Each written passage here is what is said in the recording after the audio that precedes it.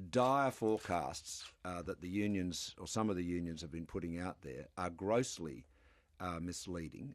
They have been disowned by one Labor leader after another. I mean, let's get real. Does Bob Hawke care about Australian jobs? I reckon he does. Does Bob Carr care about them? Does the Victorian care about them? The Victorian Premier care about them? The Queensland Labor Premier?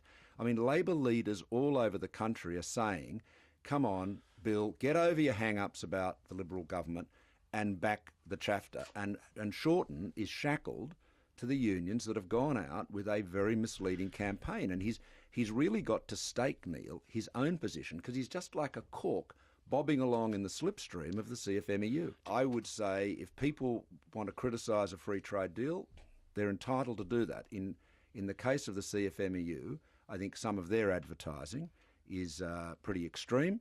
But above all, it is completely misleading. I mean, essentially what they are trying to do is to frighten Australians into poverty. If you took the CFMEU's approach to economics, we would be a much poorer country in the future.